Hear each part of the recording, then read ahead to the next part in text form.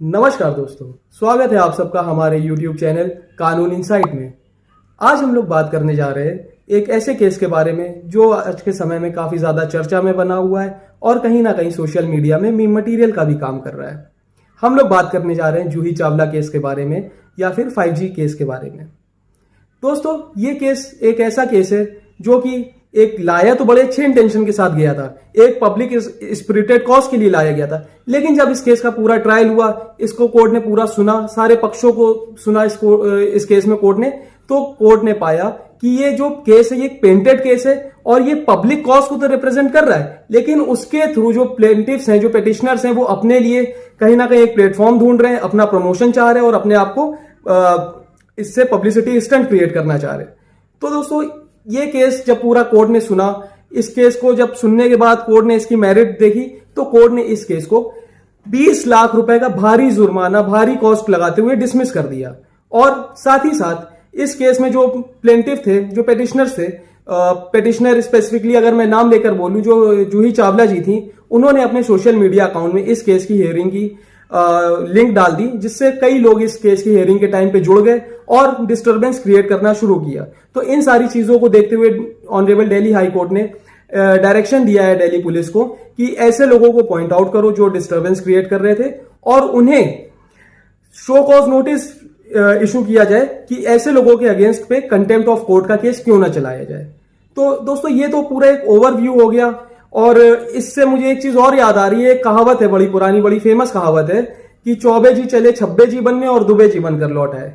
ये कहावत इस केस में बड़ा सूट करती है कि एक जो पब्लिसिटी स्टंट के लिए एक कोर्ट का सहारा लिया गया, कोर्ट ने उस चीज को बखूबी समझा और ऐसे लोगों को उनका जो सही नतीजा था, जो सही हश्म था, वो उनके साथ किया गया। दोस्तों, अब हम लोग इस केस के जो लीगल एस्पेक्ट्स हैं उनके बारे में बात कर लेते हैं। तो सबसे पहले हम लोगों को समझना चाहिए कि ये केस क्या था और किन धाराओं में इस केस को दाखिल किया गया था। ये केस दोस्तों, सबसे पहले अगर हम लोग सेक्शंस की बात कर लें तो ये केस दाखिल किया गया था section 91 CPC civil procedure code read with order 27A of civil procedure code. तो सेक्शन 91 जो है वो क्या बोलता है कि अगर आपको कोई भी दावा, कोई भी वाद जो पब्लिक न्यूसेंस से रिलेटेड हो, उसके अगेंस्ट कोई दावा, कोई वाद लाना हो, कि सेक्शन 91 उसको उस चीज के लिए वो सेक्शन है। और जो सेक्शन 27A है, और माफ कीजिएगा ऑर्डर 27A है, वो होता है कि उस चीज के लिए सूट लाना जहां पे एक सब्सटेंशियल क्वेश्चन ऑफ लॉ को डिटरमाइन करना हो, या फिर इंटरप्रिटेशन ऑफ कॉन्स्टिट्यूशन करना हो, या फिर किसी एक स्टैच्यू की, एक किसी कानून की जो भारत में चल रहा है, ऐसे किसी कानून की वैलिडिटी को डिसाइड करना हो, तो उसके लिए हम लोग ऑर्डर 27A में वाद दाखिल करते हैं।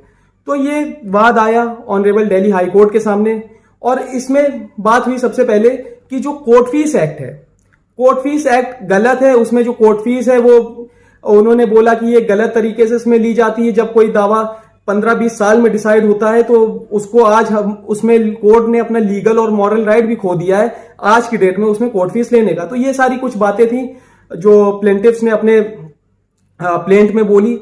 तो कोर्ट ने इस पॉइंट पे बोला कि नहीं, कोर्ट फीस एक्ट गलत है और उनकी ये वाली बात को खारिज कर दिया, सिवाय इतना कहते हुए कि जो बची हुई कोर्ट फीस है आप उसको जमा कर दे रजिस्ट्री में। इस केस को कोर्ट ने कई सारे ग्राउंड्स पे डिफेक्टिव पाया, कई सारी इसमें कमियां त्रुटियां पाई और इस केस को डिसमिस कर दिया। तो सबसे पहले हम लोग समझते हैं कि इस केस को किन किन ग्राउंड्स में कोर्ट ने गलत पाया और क्यों डिसमिस किया। और उससे पहले हम लोग जान लेते हैं कि इस केस में कोर्ट ने एक बड़ी अच्छी कोटेशन दी, इस केस को एक बहुत अच्छा टैग दिया। वो टैग क्या था?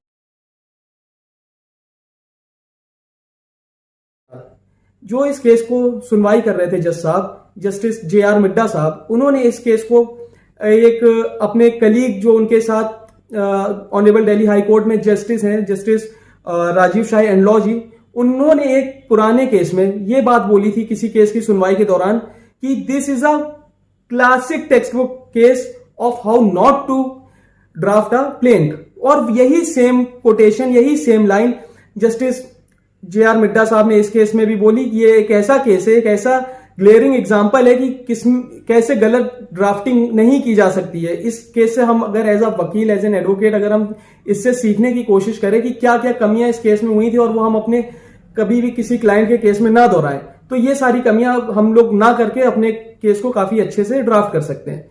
तो सबसे पहले हम लोग समझते हैं कि इसमें क्या क्या कमियां थी, क्या क्या लीगल एम्बिग्यूटीज थी, क्या क्या एनॉमलीज थी इस केस में। तो शुरू करते हैं हम लोग। सबसे पहले इस केस को जो था, कोर्ट ने बोला है कि इस केस में जो ऑर्डर 6 रूल 2 का कंप्लायंस था वो नहीं हुआ है। ऑर्डर 6 रूल 2 क्या बोलता है कि जो प्लीडिंग है वो सिर्फ फैक्ट्स पे होनी चाहिए, ना कि उस फैक्ट को प्रूव करने वाले एविडेंसेस पे। तो इस केस में प्लेंटिफ ने क्या किया, प्लेंटिफ के एडवोकेट ने ड्राफ्टिंग के टाइम पे जो भी फैक्ट्स थे, फैक्ट्स को प्रूव करने वाले सारे के सारे एविडेंस भी अपनी प्लेंट में लिख दिए। तो ये जो हमारा सीपीसी का जो स्टैट्यूटरी एक फ्रेमवर्क है उसके बाहर चला गया। तो पहले तो इस ग्राउंड पे भी इस केस को कोर्ट ने कहा गलत है, डिसमिस किया। दूसरी बात आती है ऑर्डर 6 रूल 9 की। तो ऑर्डर 6 रूल 9 क्या कहता है, वो कहता है कि कोई अगर डॉक्यूमेंट का आप जिक्र कर रहे हो अपनी प्लेंट में, तो उस डॉक्यूमेंट का आप कोई पूरा पार्ट नहीं लिख सकते हो। अगर उसमें कोई ऐसी चीज है, कोई प्रिसाइज वर्ड है या फिर कोई ऐसी प्रिसाइज लाइन है, उतना ही आप लिख सकते हो, बट पूरा डॉक्यूमेंट एज अ होल आप उसमें रिप्रोड्यूस नहीं कर सकते हो अपनी प्लेंट में।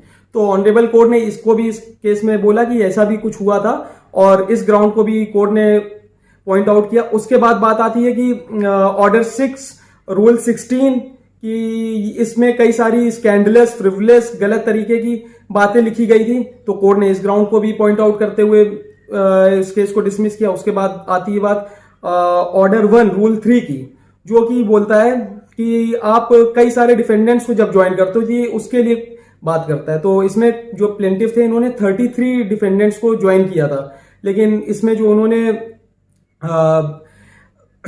ऑर्डर 1 रूल 3 का कंप्लायंस नहीं किया, इसलिए ये भी एक गलती हुई इस केस में। उसके बाद बात आती है ऑर्डर 3 माफ कीजिएगा ऑर्डर 2 रूल 3 की, जो कि बात करता है कि अगर आप वेरियस कॉज ऑफ एक्शंस को जोड़ रहे हो तो क्या करना चाहिए। तो इस केस में इसका भी नहीं ध्यान रखा गया। जब कई सारे कॉज ऑफ एक्शंस को जोड़ा गया तो इसको भी प्लेंटिफ के एडवोकेट्स ने शायद नजरअंदाज कर दिया। उसके बाद बात आती है ऑर्डर 6 रूल 15 की, जो कि वेरिफिकेशन के बारे में बात करता है कि जब हम कोई प्लेंट अपना कोई दावा तैयार करते हैं तो उसके बाद उसके कंटेंट को हमें वेरीफाई करना पड़ता है कि कितना पार्ट इस प्लेंट का जो है वो हमारी पर्सनल नॉलेज पे, या फिर ये कितना पार्ट हमें कहीं से जो उसकी इंफॉर्मेशन मिली उस पे बेस्ड है, या फिर कितना लीगल एडवाइस पे बेस्ड है। तो इस केस में क्या हुआ था, ये बड़ा लंबा चौड़ा एक दावा था, 69 पॉइंट्स पैराग्राफ्स थे। तो इसमें जो प्लेंटिफ थे उन्होंने जो पॉइंट 1 to 8 बोला कि ये मेरी पर्सनल नॉलेज पे बेस्ड है, और उसके बाद बोला कि पॉइंट 1 to 69 जो है वो सारे का सारा on the basis of legal advice और इन्फॉर्मेशन रिसीव्ड है, कि जो लीगल एडवाइस मुझे मिली या फिर जो इन्फॉर्मेशन इधर उधर से मिली उस पे बेस्ड है। तो इस ग्राउंड को भी, इस वेरिफिकेशन को कोर्ट ने बोला कि नहीं, ये गलत तरीका है। आप अगर कोई दावा ला रहे हो पूरे का पूरा लीगल एडवाइस या इन्फॉर्मेशन पे बेस्ड अगर है तो वो ऐसे नहीं स्टैंड करेगा कोर्ट के सामने।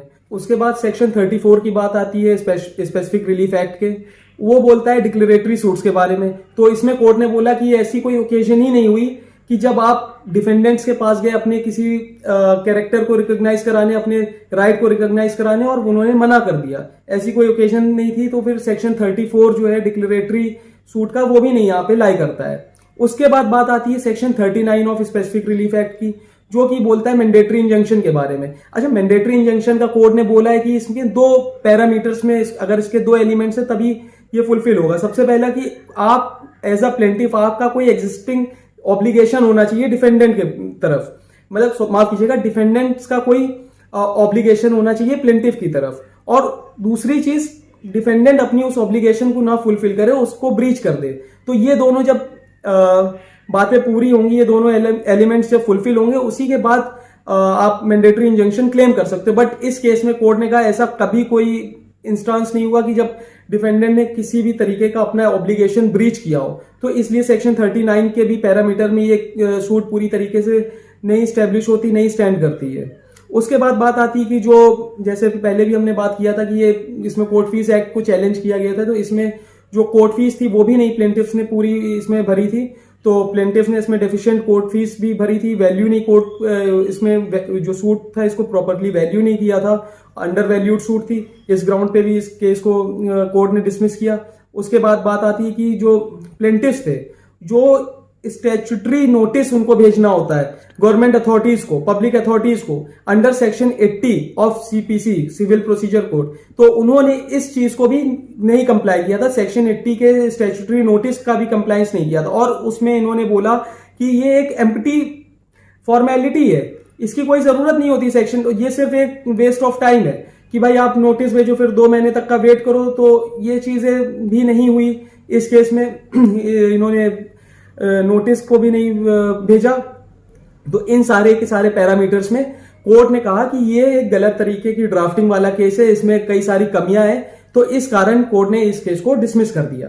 दोस्तों अब हम लोगों को एक चीज यहां ये समझनी पड़ेगी कि ये जो केस है इसका जो टाइमिंग था, इस टाइमिंग के कारण इस केस को काफी ज्यादा पब्लिसिटी मिली कि भाई जब हम लोग अपने परिवार को, अपने आप को और अपने पर्यावरण को बचाने की जद्दोजहद में बहुत तेजी से लगे हुए थे, क्योंकि हम सब डरे हुए थे इस कोरोना की महामारी से, और हम लोगों को सबको समझ में आ गया था कि हमारा पर्यावरण हमारा एनवायरनमेंट कितना जरूरी है हमारे लिए।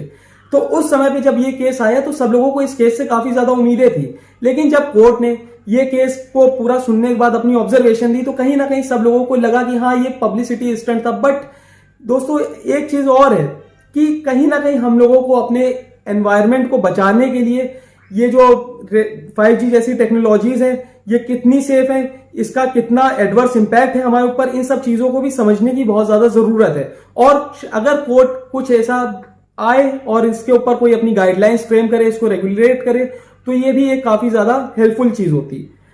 उम्मीद करता हूं आपको ये वीडियो पसंद आया होगा, तो इस वीडियो को लाइक करें और ऐसे ही कानूनी अपडेट्स के लिए हमारे चैनल को सब्सक्राइब करें। Thank you. वंदे मातरम।